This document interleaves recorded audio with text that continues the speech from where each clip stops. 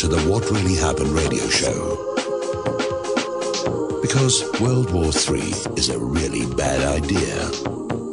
Here is your host, Michael Rivero. And aloha, America. Welcome back to our show for hour number 3. And joining us on Skype now from all the way over in Great Britain is Marianne Azizi, who is a columnist, author, activist. And Marianne, thank you for spending time with us today. I'm not hearing her. Marianne, are you there? Okay, we seem to have a technical issue. I cannot hear our guest. Whoops. Are you there? Yes, I'm here. Ah, wonderful. Okay, well, we had a little bit of a technical glitch. The reason I wanted you on our show today, you've written quite a few articles about what's going on inside Israel, and I know there's a public image that Israel projects around the world, but we're seeing more and more signs that things inside Israel are not going very, very smoothly. We know the Knesset basically voted to dissolve itself. They're going to have elections here in about another 3 months here. What is going on inside Israel right now? Oh my God. I mean, you have to separate what's going on with the government between what's going on with the people. The people don't have a choice about how they're living. And so they're suffering in a different way to the people in Gaza. There are 800,000 children living in hunger inside Israel because of their social services.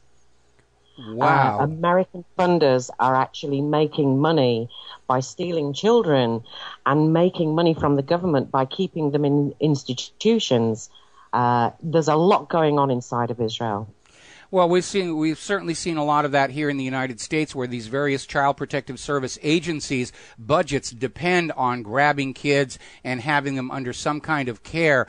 I know we're seeing indications that the people of Israel are feeling as disenfranchised with their government as Americans are right now. I think it was about a year and a half ago, protesters actually set up a guillotine in a public square in Tel Aviv, trying to send a signal to their government.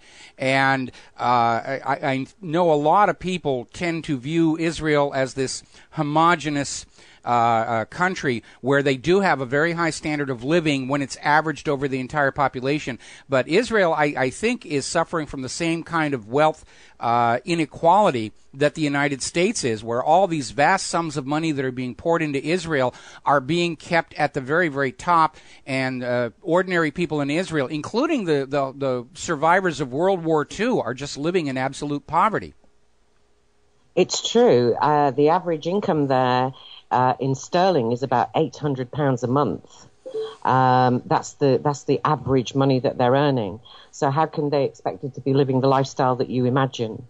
And if you take divorced men, and I know it's a problem in America, but when you're paying 80 or 100% of your income for children, and you're living on $50 a week for yourself, that's not a rich country by any means. Well, they're wealthy, but only if you're looking at the wealth of the people at the very, very top. And it almost seems like this kind of an attitude of concentrating the wealth at the very top is a contagious one that has spread from Israel to the U.S. or from the U.S. back to Israel.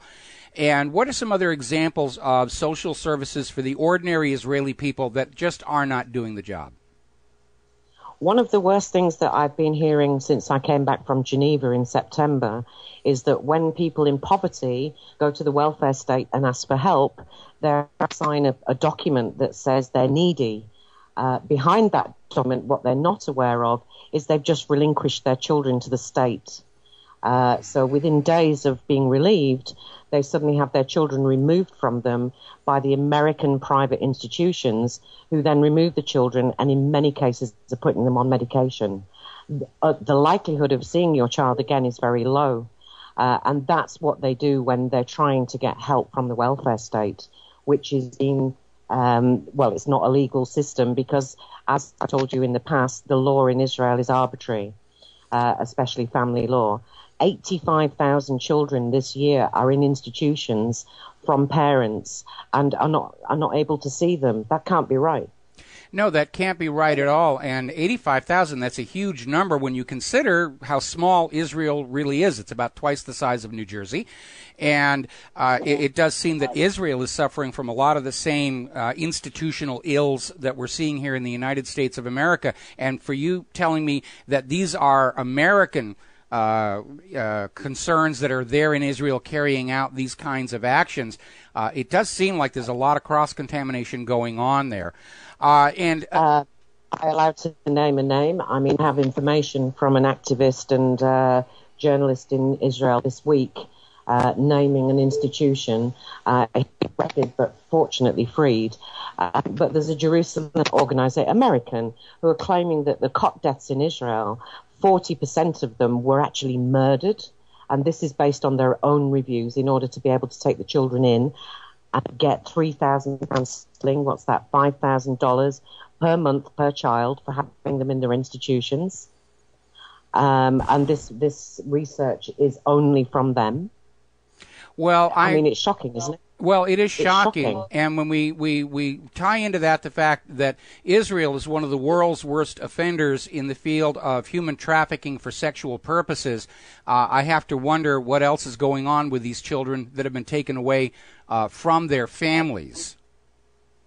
What you have to realize is that the statistics that are poured out by American funding companies of 40% of children being abused and sexual abuse, they're not true. They're there so that they can fund the institutions that they're running privately.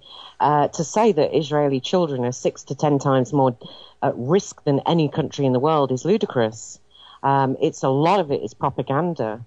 And this is what the activists are fighting against, the lies and the money making. It's $1 billion industry. Who's going to want to surrender that, no matter who wins the election? Yeah, that's it just strikes me as this incredibly corrupt process, and we're starting to learn here in the United States of America that many so-called charitable organizations are really all about making money. They use alarmist claims and try and get people to donate to deal with a crisis on the other side of the globe where nobody can actually go and see if anything useful is really being accomplished with all the money that's going in there. And I think probably a lot of people listening to this broadcast are wondering, Israel gets so much money from the U.S. government. It gets so much money from private Jewish donors in the United States of America who get a tax break for donating to Israel. They're doing exactly the same thing with other countries like Canada and all over Europe. Where is all this money going if it's not reaching the ordinary people?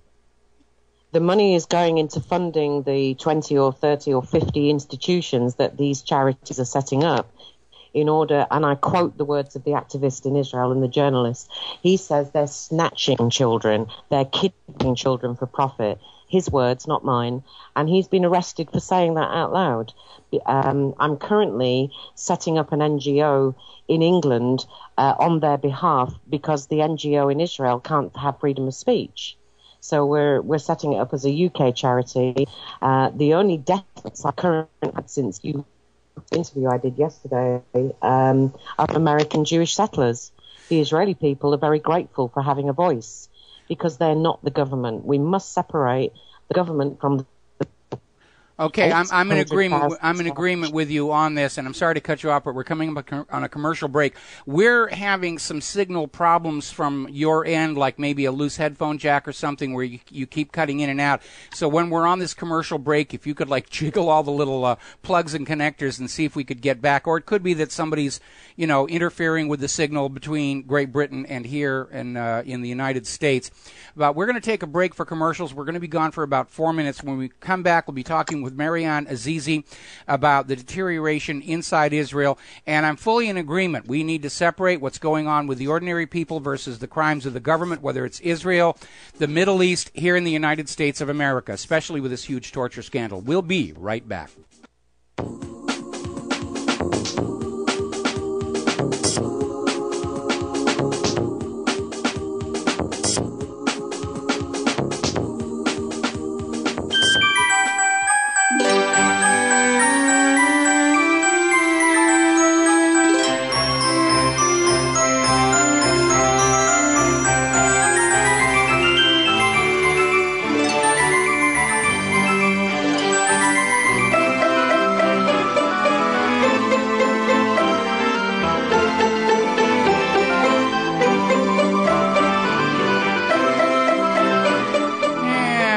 Aloha America, welcome back. And of course, that is some of Claire Rivero's Christmas music, serving as our bumps these holiday season. We're talking with Marianne Azizi over in Great Britain about the current situation inside Israel, and we're spending this part of the hour talking about the hardships for the Israeli people themselves, because they are not being well treated by their government. And then, of course, we're going to be getting on to developments within Israel's government as well.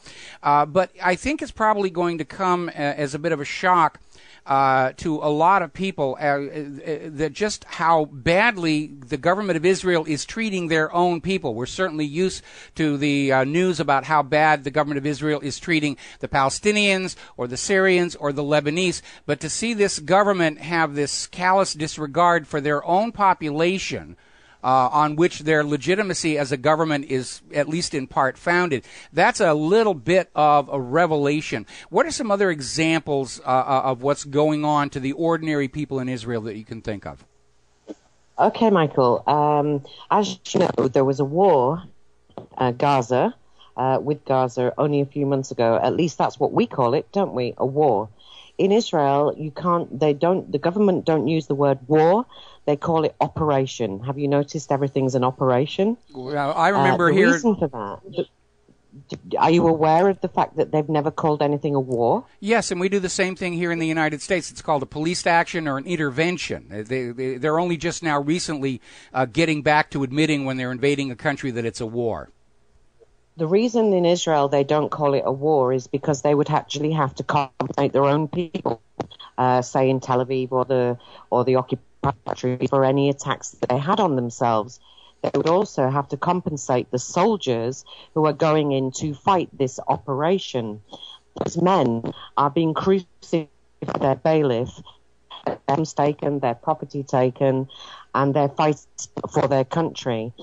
Because it's not a war, there's no compensation and there's no allowances. So many of these soldiers have come back to find they have no home, no property, because during a divorce or a marriage breakup, they're enforced to pay 80 to 100 or more percent of their money. So whilst they're using them for fighting the Palestinians, they're also screwing them in Israel because it's not a war.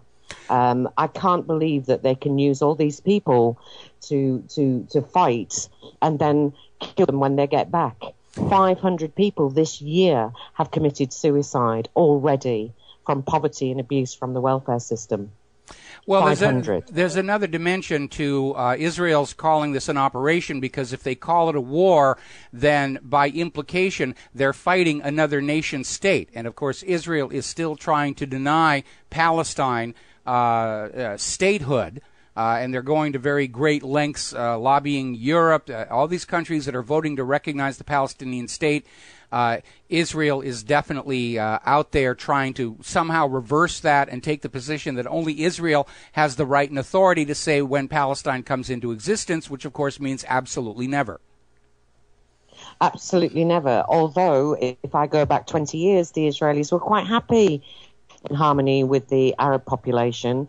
What happens is, as you know, I'm sure you do, that Mr. Netanyahu's wife is renowned for her spending, and she made Imelda Marcus look quite frugal. Ice cream at £2,000 a year, candles, and she stole some furniture 2 weeks before this Gaza operation started, and is renowned in Israel for just frittering the money. Now, the cost right now to the taxpayer, which has been issued for this operation, is 1.5 shekel. But Netanyahu didn't have a problem spending 1 billion shekel on a private plane and a mansion. Okay, we seem to have lost our connection again. Marianne, if you can hear me on our next commercial break coming up in a few minutes, we're going to stop using Skype and attempt to call you on your telephone number. And while we're waiting to get our Skype connection back here, back in the year 2000, the Israeli police wanted to prosecute Netanyahu and his wife on charges of bribery, fraud, and the theft of $100,000 worth of gifts to the state of Israel that the Netanyahus simply presume to claim as their own personal property. And that's not the way these diplomatic gifts are supposed to work. So, again, a huge amount of corruption going on. But I think what is a little bit startling is for Israel to maltreat their own people and their military that bad. We have Marianne on the phone. We have Marianne on the phone. Okay, Marianne, let's try. Hi, Michael. Oh, much better. Yeah, I just heard a little bit about what you were saying about Netanyahu and bribery. The money that he has used to live his lifestyle over there has been absolutely shocking. It makes our government look quite tame, and yours as well. And the people are paying for the cost of this war. I know right now 500,000 people want to stand on the street and complain, but they are held down and they're afraid to go out there. I know this from inside sources. And this is the people, these Israeli people, not the people of Gaza and Palestine, but these are the Israeli citizens who are afraid to go outside and say this government does not work for us. Absolutely they are. And what I'm really sad about is the only death threats I've actually had, and I'm sure your audience are going to probably give me more for this comment, but the American Jewish settlers who are moving there are the ones who've given me the most threats. The Israeli people that I'm speaking for are falling over themselves to say, give me a voice in the West. We need the West to know it's not our fault. Apart from the extremists, that's what the voice of the most of the people in Israel are saying. Well, that certainly and makes as you know, I lost $1 million to that crooked state. Okay. Well, you're very obviously much better off financially than I am, because so far I've lost 35 cents to the same people. But absolutely we want to draw a line between the actions of a government and the actions of a people, and it's very important to do in Israel. It's very important to do in Iran and Syria and Iraq and Afghanistan. And here in the United States of America, I think we're getting ready to draw that line, because we, the people of the United States of America, certainly are not only shocked by the revelation of these Nazi-style tortures used by our government to coerce confessions out of victims. We don't want to be tainted by that, the way the German people were tainted following the end of World War II. And so that line between government and the people definitely is legitimate. It's valid. We've got to reinforce it. We're coming up on another commercial break here, and I got to tell you, the phone line is working so much better than Skype. So when we come back from these commercials, we will continue on this, and I want to talk more about Israel's government. We'll be right back.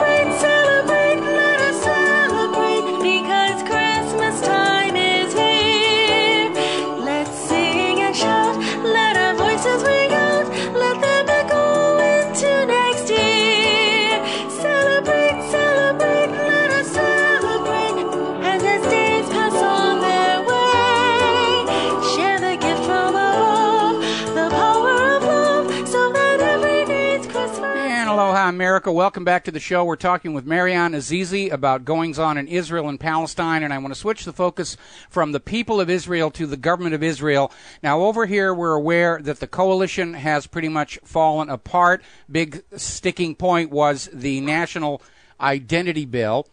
And we're hearing on one hand that Israel's new government in 3 months could be even more right-wing than the one they have now. We're hearing from other sources that polls in Israel are showing that the Israeli people may give the Likud and Netanyahu the old heave-ho. What are you hearing from your sources? What I'm hearing from my sources is many of the human rights activists want to stand themselves and make a people's party because there's no social justice there. The politicians that support the people that are afflicted are also the ones that are very extremist and would like to destroy the Palestinian hopes and dreams. So it's a double-edged sword for them.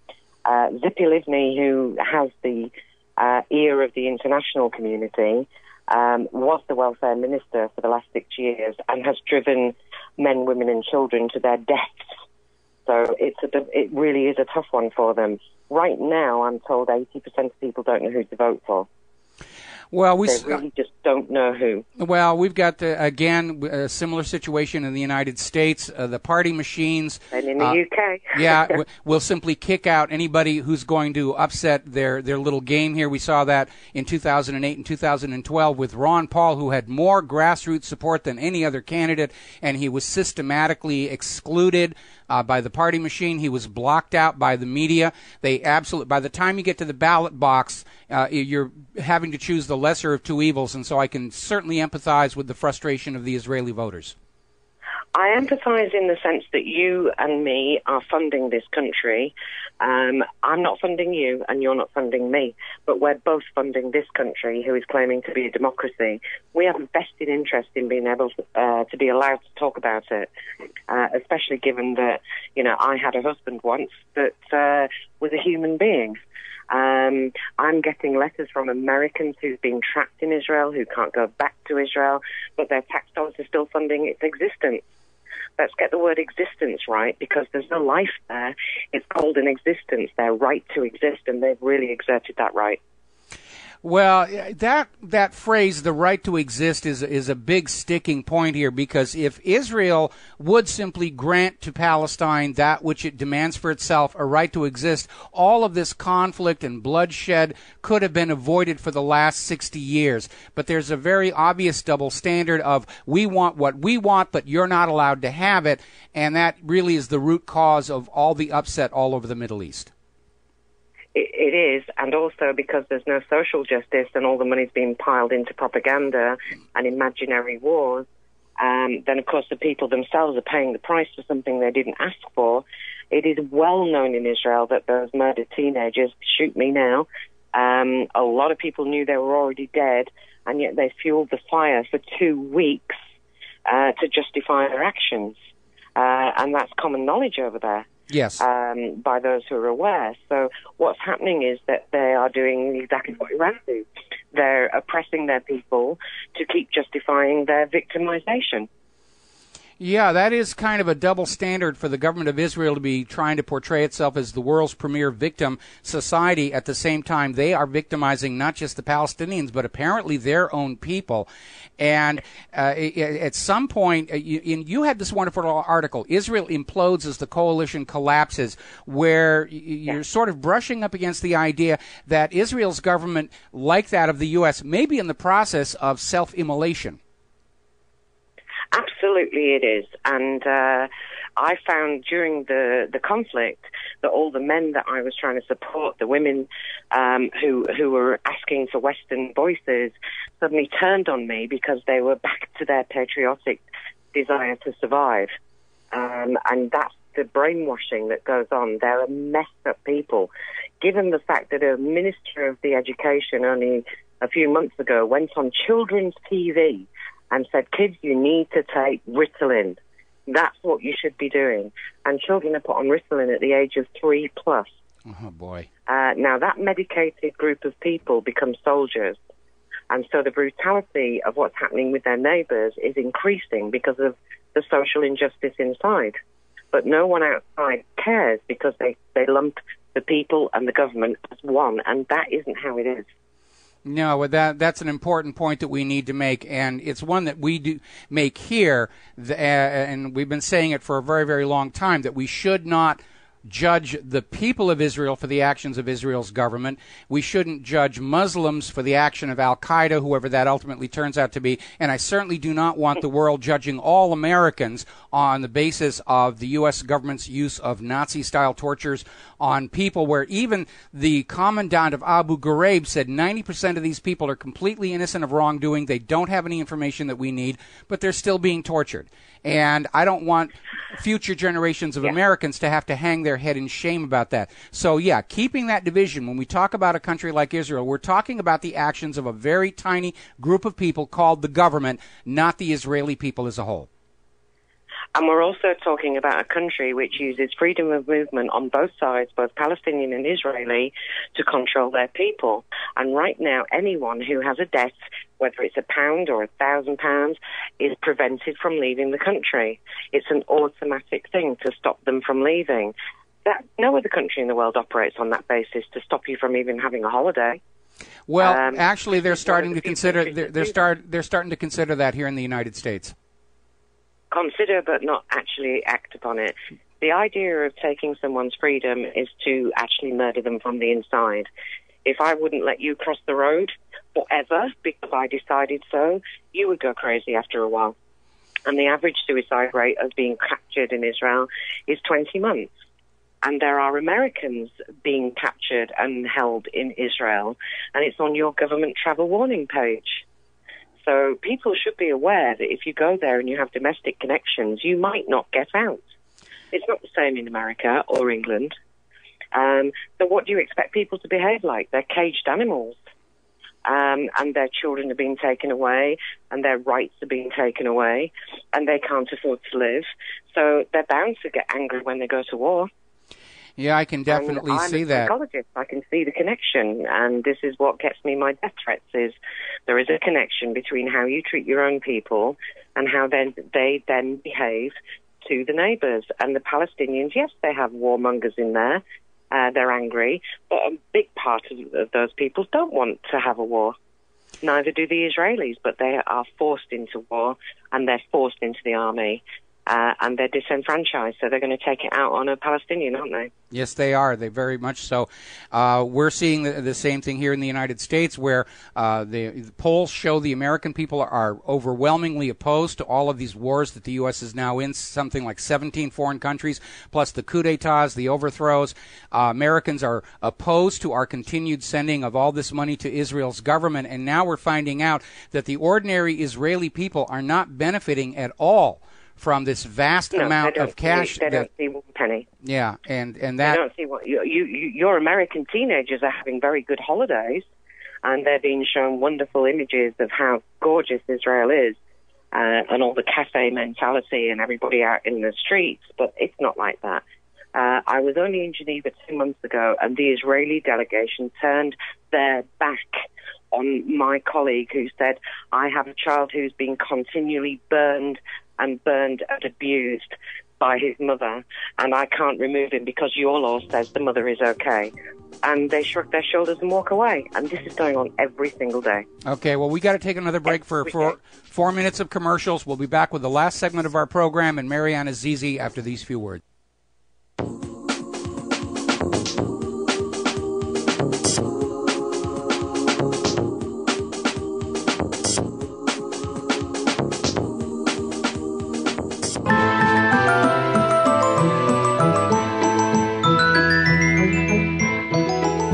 To What Really Happened Radio. Visit us online at whatreallyhappened.com. And now, set your eyes on the future and let's consider what really happened. And aloha, America. Welcome back to the show. Last segment of our program on this Pauhana Friday. We're talking with Marianne Azizi about goings-on inside Israel. And Marianne, we've sort of gotten used to hearing Israel described as an apartheid state, not unlike the former government of South Africa.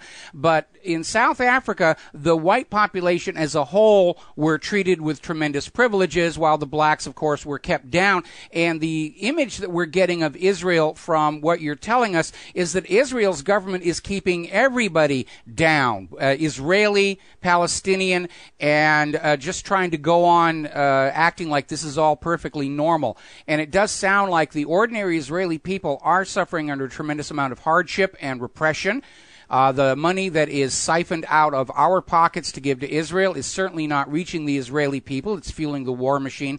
But let's take a step over that little security wall and, you know, what's going on within Palestine right now. We're hearing about more settler expansion. Yalon is out there saying it doesn't matter if the U.S. doesn't approve. We're going to go on building more of these international settlements. Apparently, Remax is now in the gun sights of the boycott, divestment, and sanctions movement because they are basically acting as realtors for the confiscated Palestinian property being sold in these new Jewish-only settlements.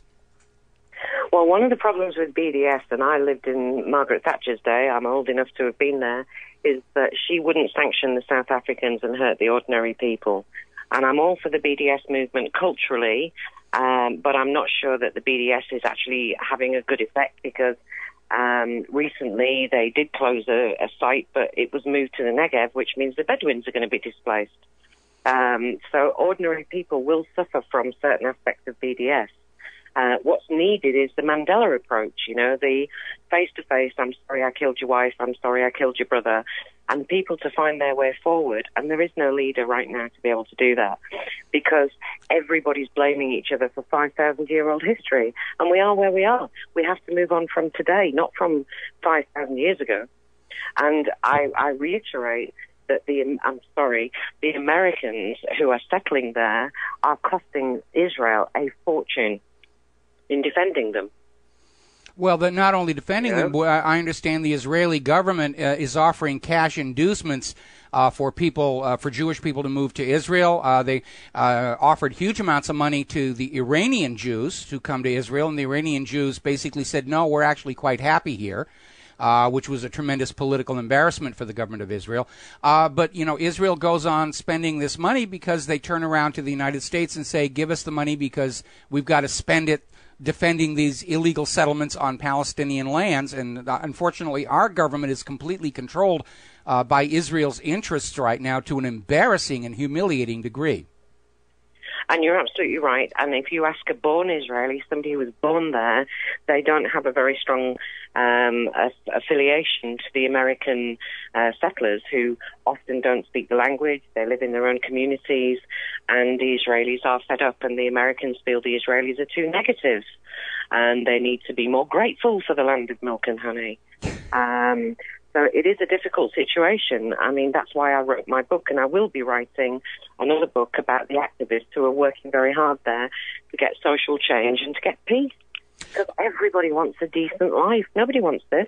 No, nobody wants this. All right, tell everybody about your book, its title, where can they find it? The book is called Sour Milk and Stolen Honey, The Land of Milk and Honey. And it's one story that represents probably 100,000 or 200,000 people there.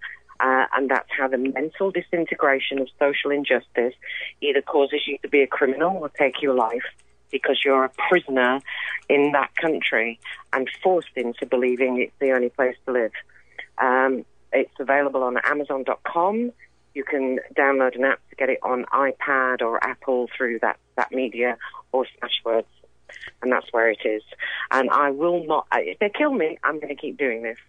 Michael, I'm going to keep doing it. Well, when you're getting death threats, it means you're being effective. If I'd been doing this for 20 years, nobody threatened me, I'd figure I'm wasting my time here. I'm going to go back into the movie industry.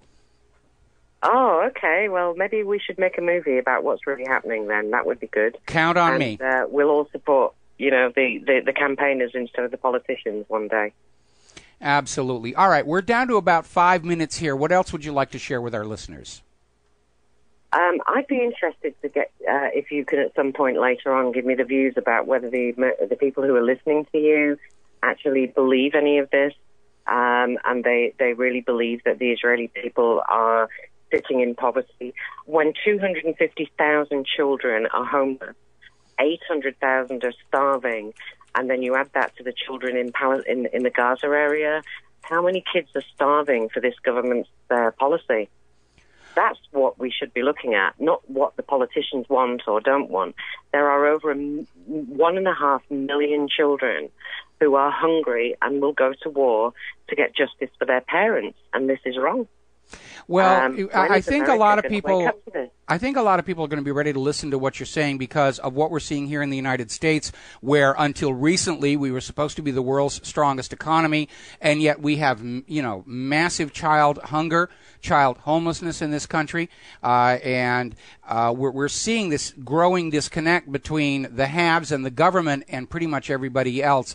Like I said, we saw how ordinary Israeli citizens put up a guillotine in Tel Aviv to express their discomfort. We are always... And they were also beaten very badly for being left-wing. Gideon Levy, who is a very strong left-wing journalist on Haaretz, is afraid to talk about the social injustice. He told me himself that's one area he won't go into. So it just goes to show the fear that people have. And I will say to you, there is a website called Yeled Vashem, the Holocaust of the Children, where there's a man who is fighting and fighting for the lives of children. What is the problem is the Western media are blocking this news, and these people need a voice. And I promised I would give them that voice, and you are one of those places I can give it to. But I urge anyone listening to take this even further into the mainstream and get the Americans to know that they're funding the wrong things. Well, there's no question that most Americans are now aware that what our money is being used for in Israel are not very positive things. And we have heard many, many times about all this money we're supposed to be sending to Israel to take care of the survivors of the Nazis. And then we keep hearing about how those survivors living there, they're living in poverty. The people who are running these charities are caught and charged with embezzlement. Michael, that will shock you. Number one is a man just went to prison for a dream. Somebody said he raped her in a dream, and he went to prison for a dream, the only evidence that existed. A Holocaust survivor was arrested in chains and shackles and put into a psychiatric unit because the neighbors decided so. No court orders, nothing. A Holocaust survivor. They used the Holocaust survivors as an excuse, but they actually disowned them because they're ashamed of their cowardice. Well, that you're right. That is very, very shocking. And Marianne, before we hit the end of the show here, anytime you see any of this reported anywhere, you need to send it to me. I will make sure it's posted on my website. If you could email me that website you were describing, I couldn't quite copy it off of when you said it on the air. I will email you the American organizations that are sending out the propaganda for money. All right. And I'll email you the contacts of all those people, okay? All right. Let's name and shame people. It's time to move, yeah? It absolutely is here. But the idea that Israel is treating their own civil population with almost the same disdain they treat the Palestinians, that is a real eye-opener here. And it doesn't surprise me, seeing the behavior of the Israeli government, but it seems, sort of cross purposes if Israel's government justifies itself because of the care and protection of the Jewish people. That's the whole reason for the existence of Israel. My husband became an animal because of his capture for 8 years. That's what happens. All righty. Stop it, Thank you, Michael. All right. Well, listen, we're out of time here, but Marianne, I'm going to want you back on the show here on a more or less ongoing, regular basis. So thank you for spending the last hour with us. And I just posted a link to the Amazon sales page for Sour Milk and Stolen Honey, where you can go and look at the book and download it and read it. And very obviously there is a dark side within Israel itself, not Palestine, within Israel, that needs to be brought into the light. There's the music. It is time for us to head on out of here on this Powhana Friday and get something useful done with the rest of the day. We will be back Monday here on the Genesis Communication Network. So have a good weekend. Stay informed. Stay skeptical. Get angry. Tell all your friends that you are just opposed to this horrific use of torture by the United States government, and it delegitimizes the government. We'll be back on Monday. Aloha, America.